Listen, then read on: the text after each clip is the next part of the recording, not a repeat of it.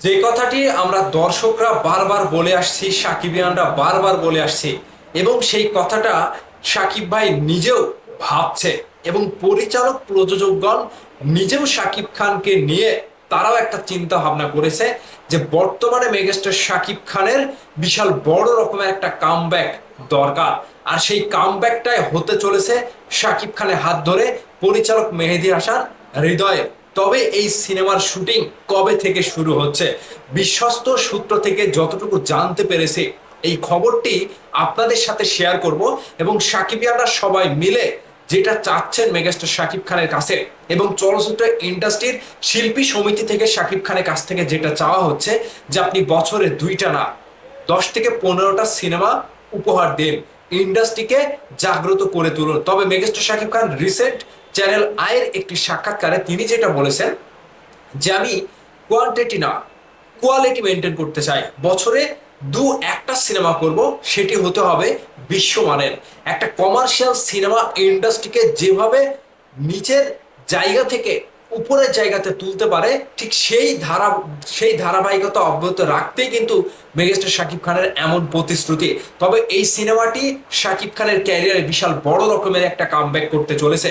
যদিও এই সিনেমাটির নাম নিয়ে এখনো সন্দেহ রয়েছে, অনেকেই সোশ্যাল মিডিয়াতে লিখছে নিঃস্ব নামে শাকিব খানের পরবর্তী সিনেমা আসছে। তবে পরিচালক মেহেদী হাসান হৃদয় যেটি বলেছে যে না, নিঃস্ব নাম এটা সঠিক না, এখনো আমরা নাম চূড়ান্ত করিনি। তবে যতটুকু আমি মানে ভেতরের খবরটা পেলাম, এই সিনেমার যেটাই নাম হোক, নিঃস্ব রাখা হোক কিংবা তসনস রাখা হোক কিংবা ধ্বংস রাখা হোক, যেটাই রাখা হোক, পরিচালক মেহেদী হাসান হৃদয়ের সাথে যে সিনেমাটি আগামীতে হবে কিংবা হতে চলেছে, সেই সিনেমাটির শুটিং শুরু হবে অক্টোবর থেকে। মেগাস্টার শাকিব খান এখন আমেরিকাতে অবস্থান করছে।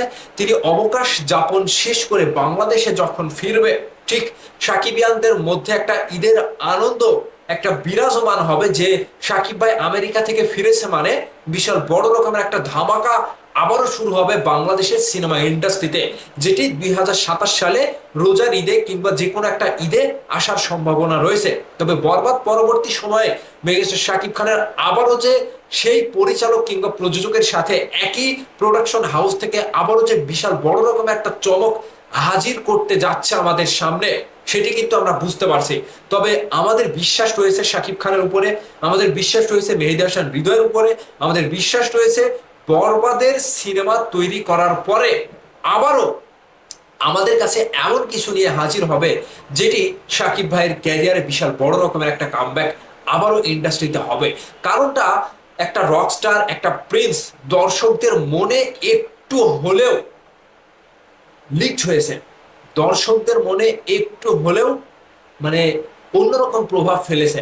কারণ দর্শকের ভেতরে সেই সাড়াটা আমরা পাইনি, দর্শকের ভেতরে একটা তৃপ্তি রয়েছে যে শাকিব ভাই আবারও কামব্যাক করুক, একটা তুফান কিংবা তাণ্ডব, একটা বরবাদের মতো কোনো একটা সিনেমা নিয়ে আবারও কামব্যাক করাটা অতি জরুরি হয়ে গিয়েছে।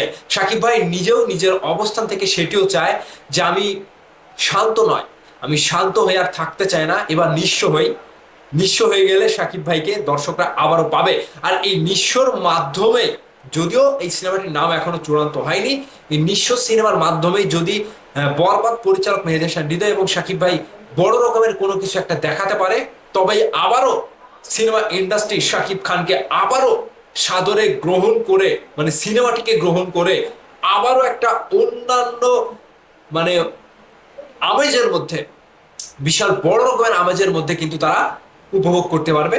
সেটি সাকিবিয়ানদের জন্য বিশাল বড় একটা আয়োজন, বাংলা সিনেমার দর্শকদের জন্য বিশাল বড় আয়োজন। তবে এই সিনেমাটির নায়িকা কে হতে পারে সেটাও কিন্তু বলা হচ্ছে না কিংবা জানানো হয়নি। অফিসিয়ালি খুব শীঘ্রই আপনাদের মাধ্যমে মানে আপনাদের মধ্যে জানানো হবে এই সিনেমাটির নাম, এবং শুটিং এর যে ডেট আমি বললাম অক্টোবর থেকে হবে, এবং নায়িকা কে থাকছে সেটিও জানানো হবে। সো দর্শক, আপনাদের কাছে কি বলে মনে হচ্ছে শাকিব ভাইয়ের সিনেমাটির নাম নিঃস্ব রাখলে ভালো হয়, এবং এই সিনেমাটিতে নায়িকা হিসেবে কাকে রাখলে ভালো হয়? অবশ্যই আপনাদের মতামত ভিডিও নিচে কমেন্ট করে জানাতে ভুলবেন না।